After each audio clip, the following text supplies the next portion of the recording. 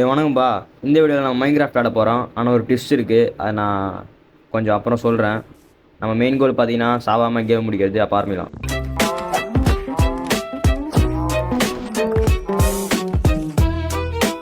இப்போ நம்ம பார்த்தீங்கன்னா தேவையான டூல்ஸ் எல்லாம் எடுத்துட்டோம். இனி சாப்பாடு தான் வேணும்.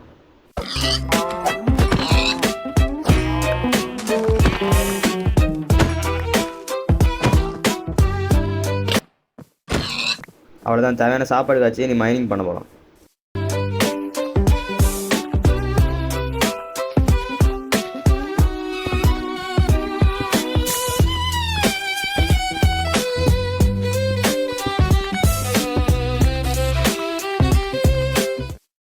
இப்போ பார்த்தீங்கன்னா வெளியே நைட் ஆகிடுச்சு. அப்போ இந்த கேபிளே ஒரு பெட்டை பண்ணிட்டு படுத்துடலாம்.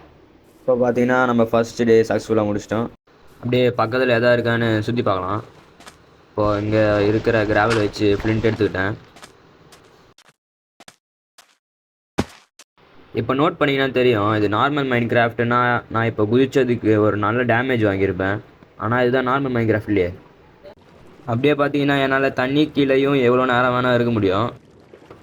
லாவாலையும் எந்த டேமேஜ் இல்லாமல் சர்வை பண்ண முடியும் என்னால். So this is mind craft, but I am immortal. இது தவிர நமக்கு மாப்ஸ் கிட்ட டேமேஜ் விடும். அப்போ அதை மட்டும் கொஞ்சம் பார்த்துக்கணும். அதில் ஃபஸ்ட்டு ரீஸ் பாயிண்ட் மேலாம் செட் பண்ணிட்டு நமக்கு தேவையானதெல்லாம் ரெடி பண்ணிக்கலாம்.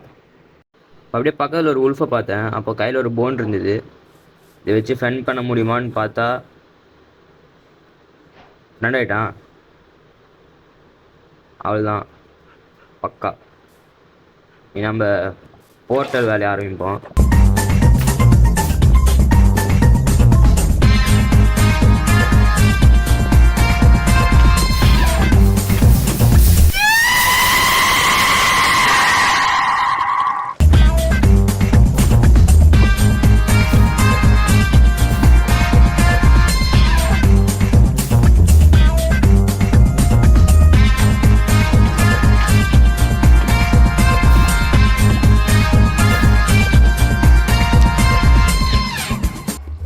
இப்போ பார்த்தீங்கன்னா நம்ம போர்ட்டல் ரெடி ஆகிடுச்சு. அப்போ போய் தூங்கிடலாம். இப்போது நம்ம நெதர் ஜேர்னி ஆரம்பிக்கலாம். ஸ்பான் நல்லா இருக்கும். பார்த்தீங்கன்னா எனக்கு இருக்கிறதுலே பிடிக்காத ஒரு ஸ்பான் வந்திருக்கு. ஆனால் நம்மக்கிட்ட கொஞ்சம் பவர் இருக்கிறதுனால பிரச்சனை இல்லை, ஈஸியாக சர்வை பண்ணிடலாம். இப்போ அடுத்து என்ன ஒன்று பார்த்தீங்கன்னா, நான் பேஸ்டன் போய் அங்கே லூட் பண்ணிட்டு தேவையான என்ட்ரப்பெல்லாம் எடுத்துப்பேன் வேப்ட் ஃபாரஸ்ட்லேருந்து. ஆனால் அதை ரெக்கார்ட் பண்ண மாதிரிட்டேன். அதை என்ன பண்ணேன்னு தெரில. அப்போ அடுத்து நம்ம ஃபோர்ட்ரஸ் போகிற ஜேர்னியாக காட்டுறேன். நமக்கு பேஷன்லேருந்து பார்த்தீங்கன்னா நல்ல ஒரு ஆர்மர்லாம் கிடச்சிருந்து, நெதரைட் ஆர்மர்லாம் கிடச்சிருந்து. சரி, அப்படியே வச்சுட்டு சுற்றிட்டு இருக்கும்போது டப்புன்னு ஃபோர்ட்ரஸ் கண்டுபிடிச்சேன். இப்போ தேவையான பொருள்லாம் ரெடி பண்ணிட்டு ஃபோர்ட்ரஸை பார்த்து போக ஆரம்பித்தேன்.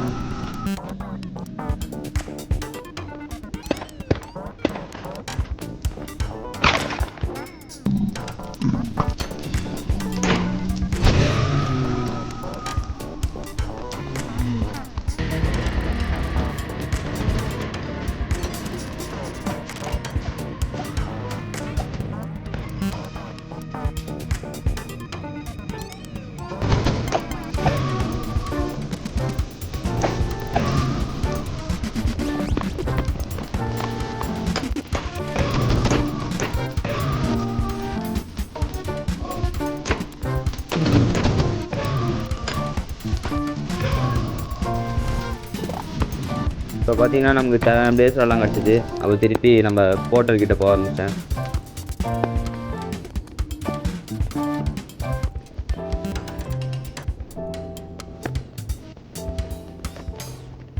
கொஞ்ச நேரம் அப்படியே சுற்றிட்டு இருந்தேன். அப்போ நம்ம போர்ட்டல் ரூம் கண்டுபிடிச்சிட்டோம்.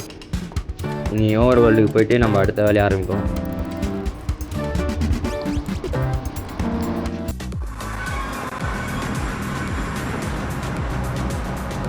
பார்த்தீங்கன்னா நம்ம உல்ஃப் தம்பி வெளியே வெயிட் பண்ணிட்டு இருந்தான். அப்போ அவன் அப்படியே உட்கார வச்சுட்டு கொஞ்சம் சாப்பாடு போட்டேன். நீ அடுத்த வேலையாக நம்ம ஐஎஃப் என்ட்ரு கிராஃப்ட் பண்ணோம். அப்படியே ஃபுல்லாக கிராஃப்ட் பண்ண தேவையான அளவுக்கு கொஞ்சம் என்ட்ருப்பல் எடுத்து வச்சேன். ஏன்னா எப்போ தேவைப்படும்னு தெரியாது.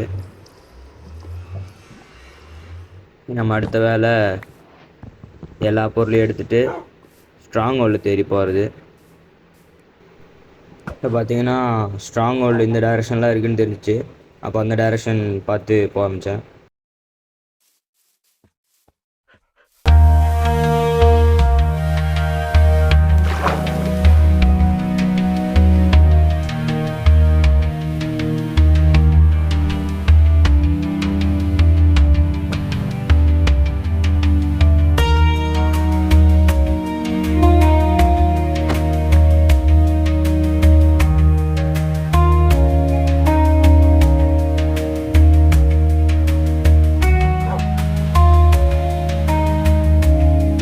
இப்போ எதுக்குன்னு தெரில, நான் ஏதோ வித்தியாசமாக ட்ரை பண்ணலான்னு சொல்லிட்டு தண்ணி கீழே போய்ட்டு போட்டு தூங்கிட்டேன்.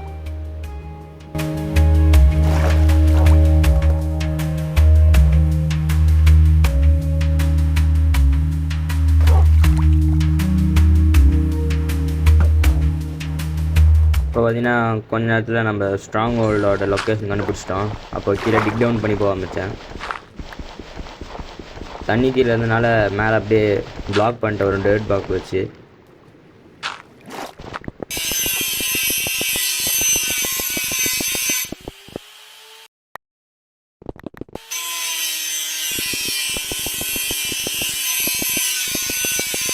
இந்த ஸ்ட்ராங் ஹோல்ட் பண்ணி ரொம்ப டீப்பாக ஜென்ரேட் இருந்தது.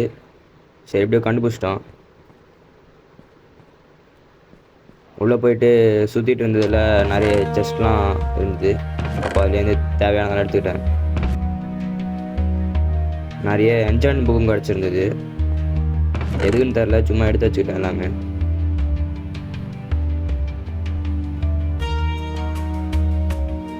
அப்புறம் கொஞ்ச நேரம் தேடுறதுல நம்ம என் போர்ட்டல் கண்டுபிடிச்சிட்டோம்.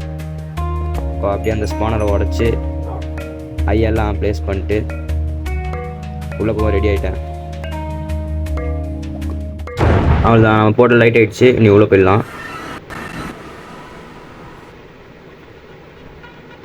பார்த்தீங்கன்னா என்டையில் எனக்கு வந்தோடனே தேவையான பிளாக்லாம் எடுத்துக்கிட்டேன். ஏன்னா நம்மக்கிட்ட பிளாக் கம்மியாக இருந்தது. சரின்னு பக்கத்தில் இருந்த பில்லர் மேலாம் ஏறி இருக்கிற கிறிஸ்டல்லாம் உடச்சிட்டேன்.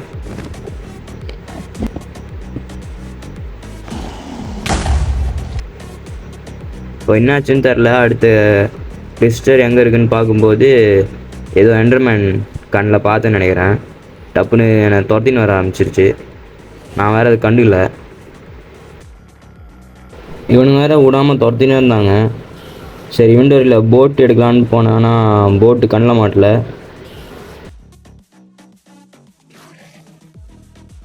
முடிஞ்ச அளவுக்கு என்ட்ரிபால் வச்சு எஸ்கேப்பாக பார்த்தேன்.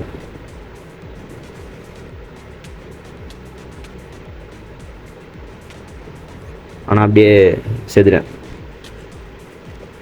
What happened today that made you so upset at the soccer match?